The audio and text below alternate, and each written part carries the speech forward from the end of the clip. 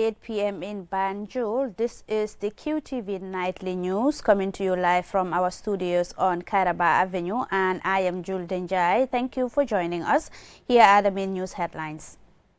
On Wednesday, the expanded program on immunization (EPI) under the Ministry of Health briefed the media ahead of the second round of the national polio vaccination campaign. And the Commissioner General of the Gambia, Yankuba Dabo, has revealed that the Gambia Revenue Authority has achieved government's 2024 $19.2 billion revenue target. The African Union Institute for Statistics, AU Stat Afrique, is holding in Banjul its annual meeting for the Committee of the Director General of the National Statistics Offices to discuss the critical role of statistics in shaping the continent's development. Peace Corps de Gambia has officially opened a new multi-purpose office complex in Banjul. These and other stories coming ahead. Do stay with us.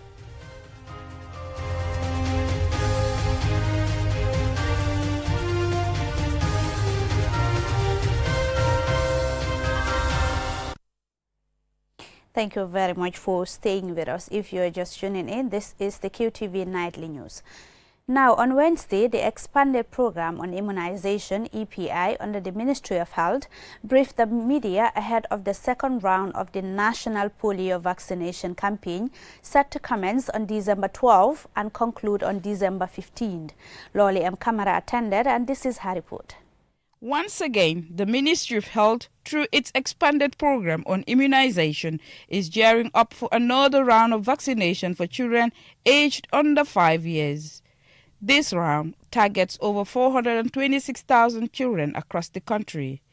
Sidat Fofana, Program Manager for the expanded program on immunization at MOH, while emphasizing the importance and safety of the vaccines, expressed gratitude to all parents, caregivers, the Ministry of Education, and the chiefs of various regions for their immense role in ensuring the targeted children were vaccinated during the first round. They really help us to make sure that we get access to the children. I want to make specific mention of the Amana also, who are also very, very helpful, because we are fighting a disease. We cannot eradicate the disease if we are leaving people who are not vaccinated. And this is because some parents are not clear. This is the same polio vaccine that we normally get at the health facilities. So we got this one because it's a specific type of virus. If we allow it to spread, many children will be paralyzed in this country. Many children will die. And it will not stop there. It will even affect men.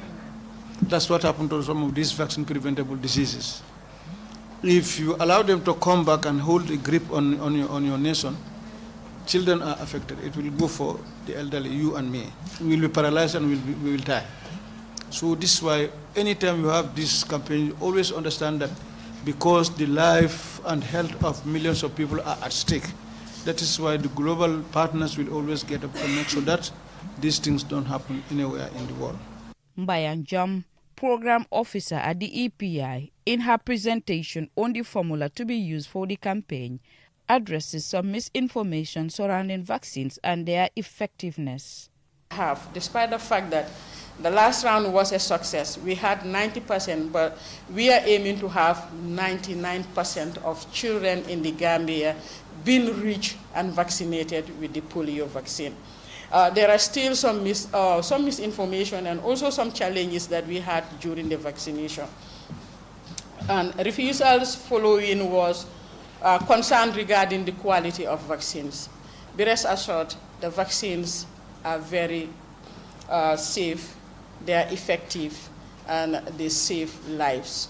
Polio is an illness caused by a virus that mainly affects spinal cord or brainstem nerves. In its most severe form, polio can lead to a person's inability to move certain limbs, also called paralysis. It can also lead to trouble breathing and sometimes death. So, health experts say vaccination is the only way to prevent this deadly disease. Thus, the ministry needs the collaboration and support of the public to achieve their goals.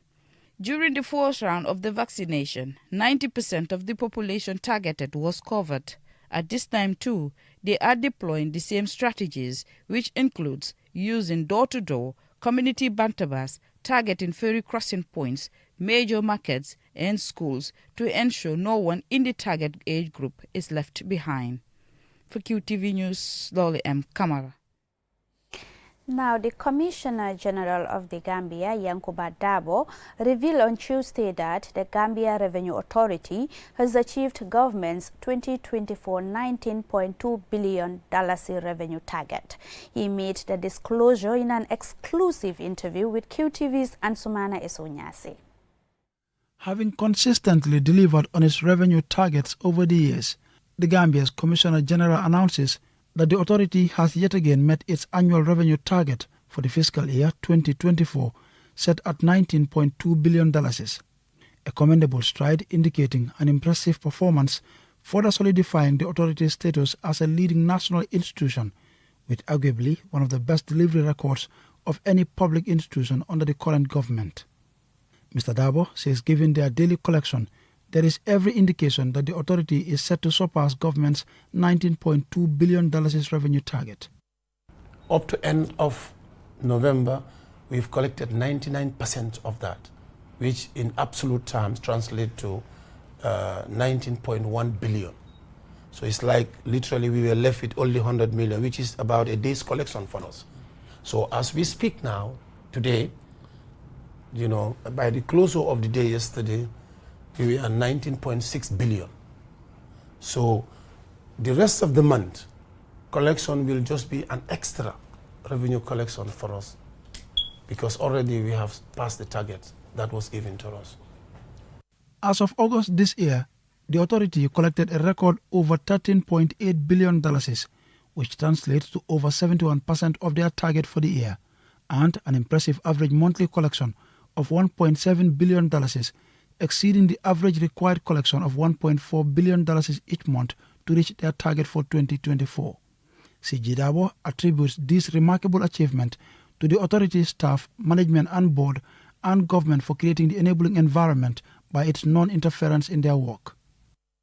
We have been doing a lot of tax reforms, which, in other words, are broadening the tax base to cover the leakages that are there, as well as to bring into the bracket of the tax those that are not in the bracket. The days are gone now where we think of increasing tax rates, but rather now our thinking and direction is towards broadening the tax base and closing the leakages.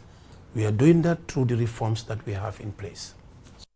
As is customary at the end of each year, the government, in consultation with partners like the World Bank and the International Monetary Fund, sets revenue collection targets for the following year, and 2025 is no exception.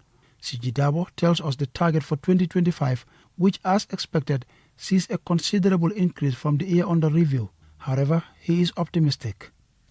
We've already discussed with Minister of Finance and IMF, and we've agreed that our next year target will be around 23.2, which is another extra 4 billion from where we are starting from, 19.2. So next year, we are not looking forward anything less than 23 billion, 23.2 billion. That would be our new target. While these achievements represent a remarkable feat for the GRA, Commissioner General Dabo says it is largely due to the digital transformation of tax processes and procedures instituted by his administration, a key component of the GRA strategy to broaden the tax base that helps enhance transparency and trust, reduce the compliance burden for taxpayers, and improve administrative efficiency.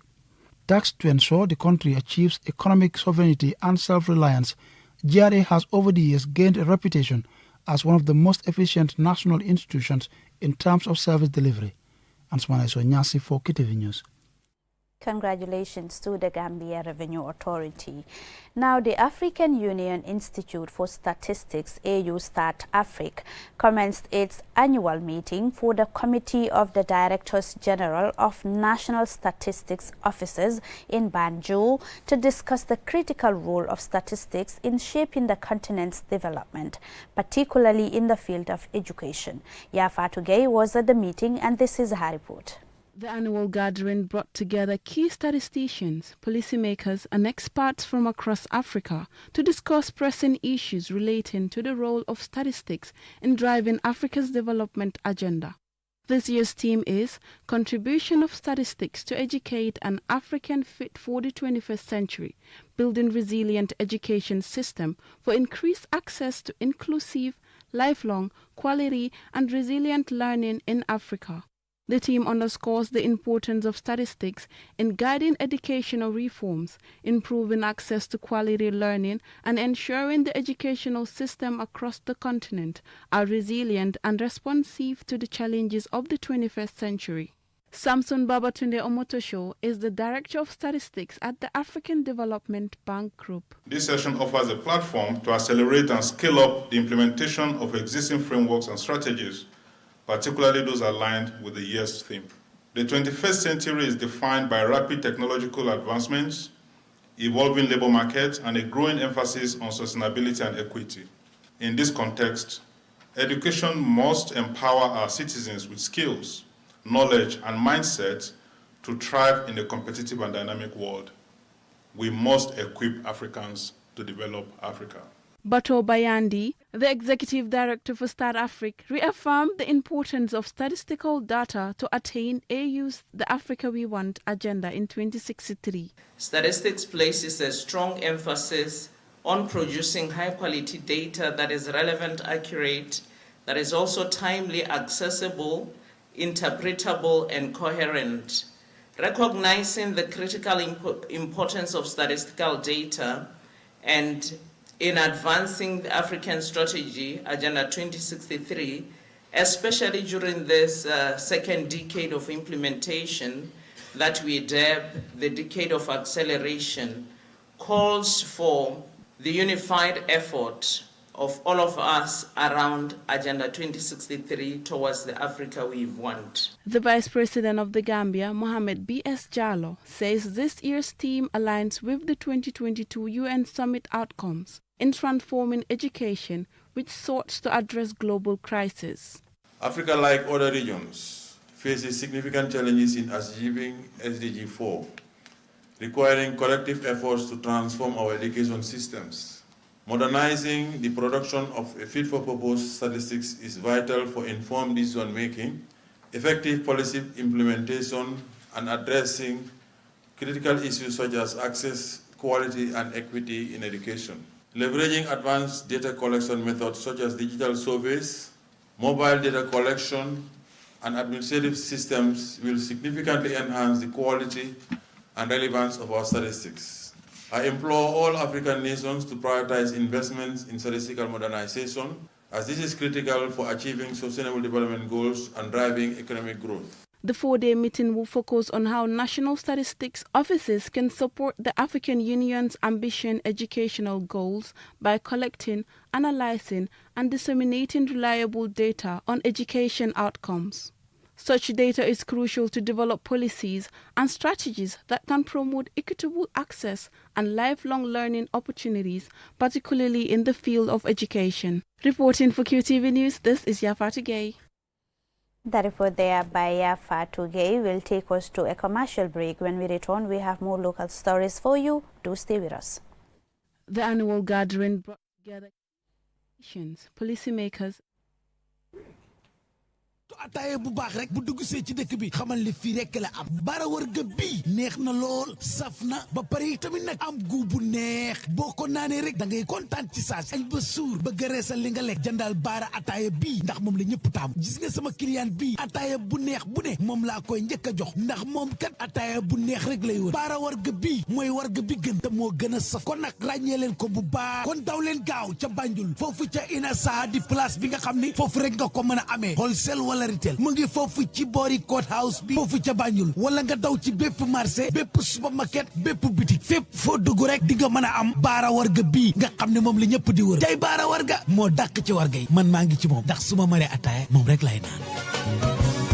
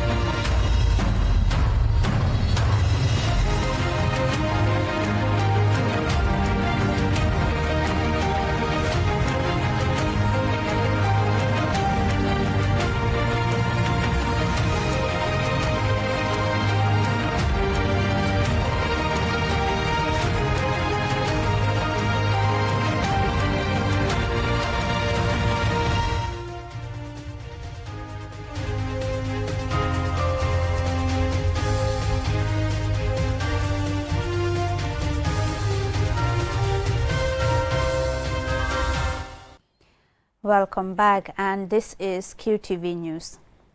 Now, Peace Corps the Gambia has officially opened a new office building in Banjul, the Gambia, marking a significant milestone in its long-standing partnership with the Gambian government and local communities in promoting world peace and friendship. Here is Yafatuge again.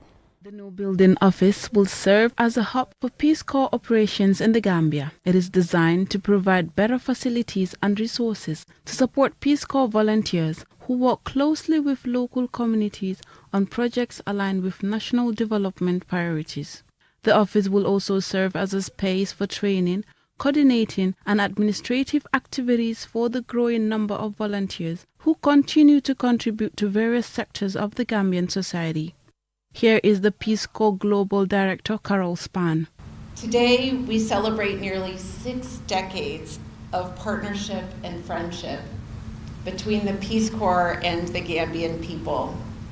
And as Siri said, that's more than 2,000 volunteers in communities all over the country, and nearly everyone I've met at different levels of government or the Peace Corps has a story to tell, and that is the beauty of Peace Corps.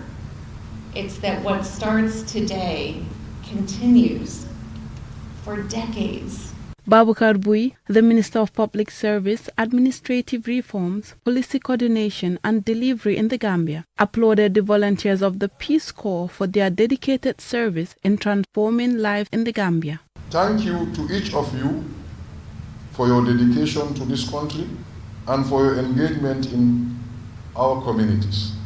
It is remarkable to see you spread out from the North Bank all the way to URA. Do not do things alone, but in partnership with others. Can you imagine?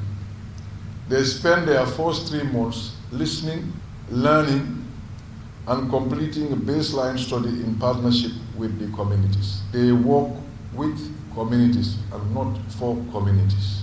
Siri Moli, the Peace Corps Country Director, highlighted their mission in the Gambia. As has been mentioned, we've been working here in the Gambia since 1967 to focus on locally prioritized projects identified in partnership with the Gambian government. After a 2-year pause during COVID-19, we've reopened and are stronger than ever. Today we have 40 volunteers serving in the country, and we just welcomed our 6th group of volunteers back since reopening.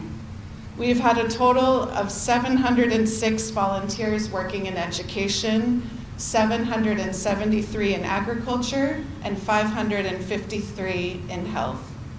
Peace Corps volunteers currently deployed in different communities in the Gambia shared their success stories in Gambian local languages, celebrating their impactful work in various communities across the country.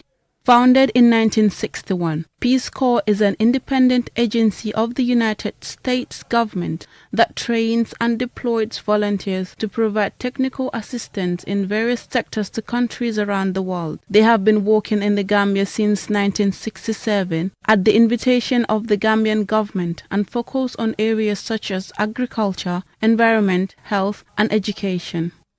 With the opening of the new office, the Peace Corps affirms its commitment to supporting the Gambia's development goals while fostering greater collaboration between the two countries. Reporting for QTV News, this is Yafatu Gay.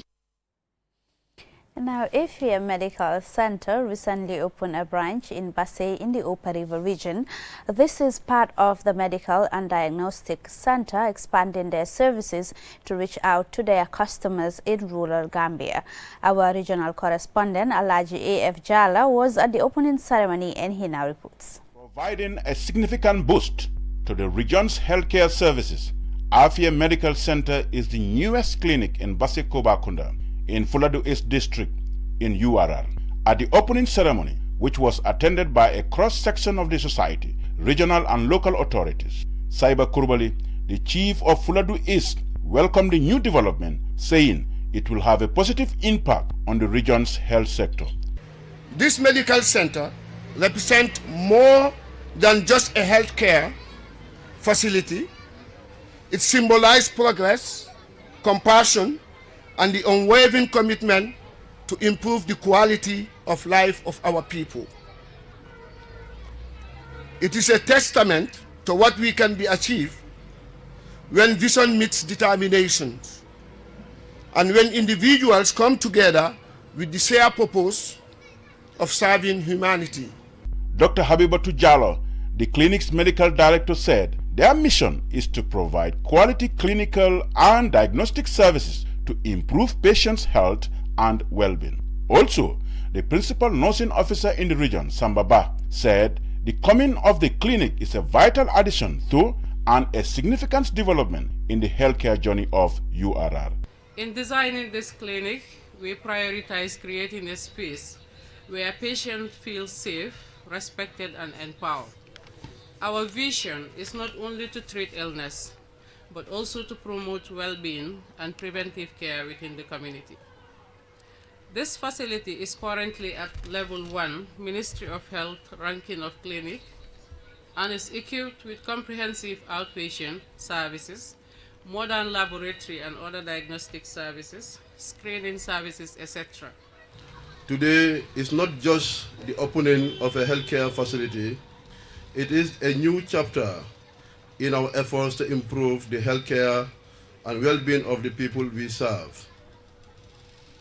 As we all know, the health of our communities is paramount, and the public health facilities may not meet the demand of all the people, thus the need for more private health facilities in the region. The managing director of Afia Medical Center, Mamadou Jallo, in his closing remarks said that launching this project in his hometown is a dream come true. This day is especially dear to me because it represents the fulfillment of a long-held dream, bringing quality healthcare to my home. Basse is my home. Establishing Afia Medical Center in this community is not just a professional achievement, but a personal one. It is my way of giving back to a place that has shaped so much of who I am today. Afia Medical Center is located at the entrance of Basse Kobakunda, opposite Kobakunda School. The center offers both outpatient and inpatient services, clinical and laboratory services, biochemistry, hematology, and immunochemistry. The clinic opens every day from 8 a.m. to 10 p.m. For QTV News, I am Alaji F. Chalo. Now, the Farafenni community, in collaboration with the Drug Law Enforcement Agency, organized a town hall meeting to discuss the harmful effects of drugs on youths and how to mitigate it in society. The event is part of events marking the annual Farafenni Half Marathon. Momodu Gajaga was there, and this is his report. No to drugs is the theme for this year's Farafenni Half Marathon as part of the town hall meeting linked to the event.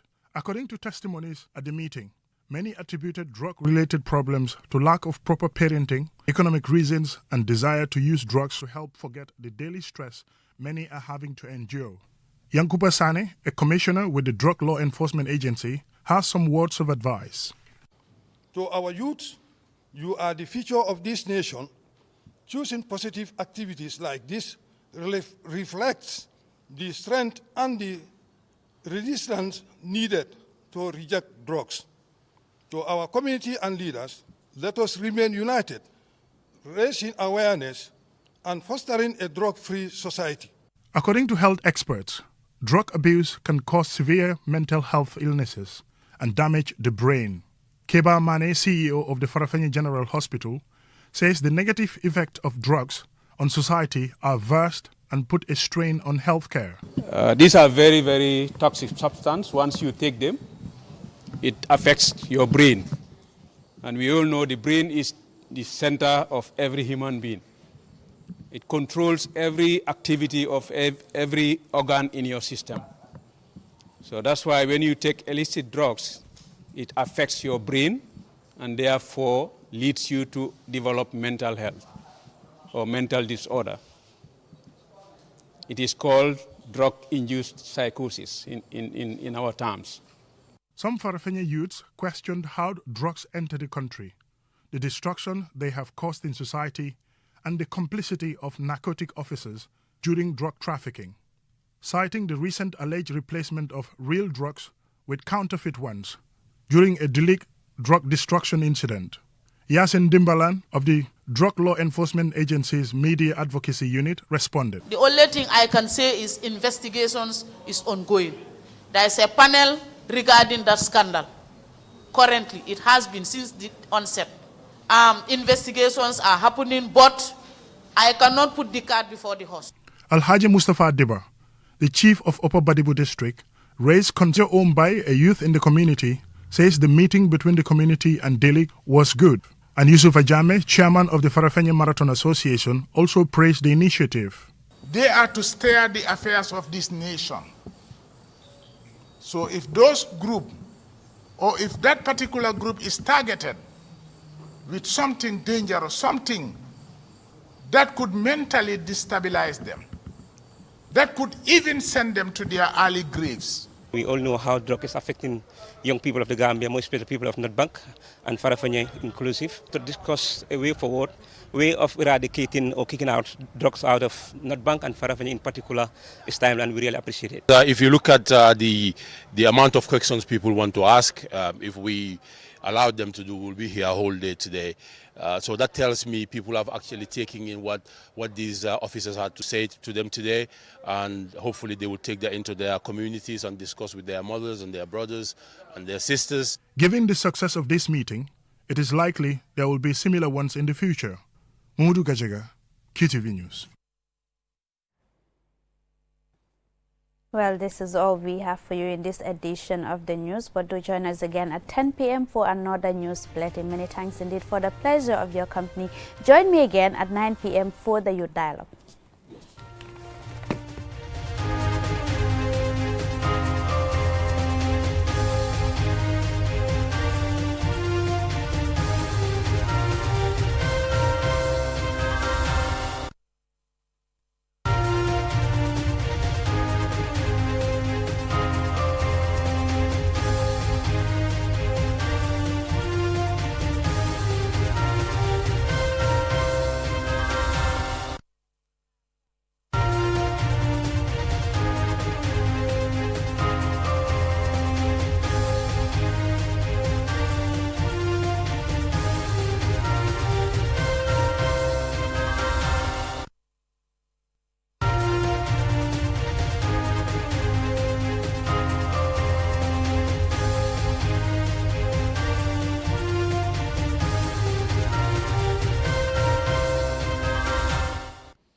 It's 10 p.m. in Banjul. This is the QTV Nightly News coming to you from our studios on Karaba Avenue, and I am Jul Denjai. Thank you for joining us. Here are the main news headlines. This is all we have time for. Do join us again tomorrow at 8 p.m. for another news bulletin. Thank you for watching and enjoy the rest of our programs.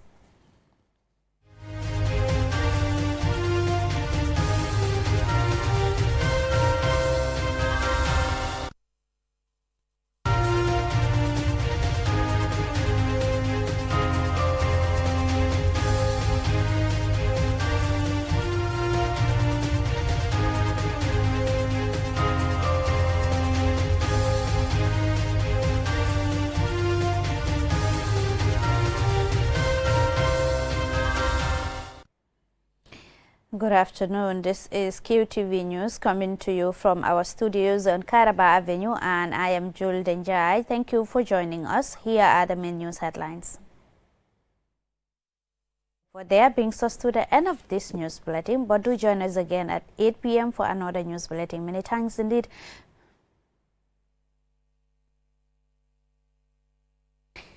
The report there brings us to the end of this news bulletin, but do join us again at 8 p.m. for another news bulletin. Many thanks indeed for the pleasure of your company. Do have a lovely day, and bye-bye.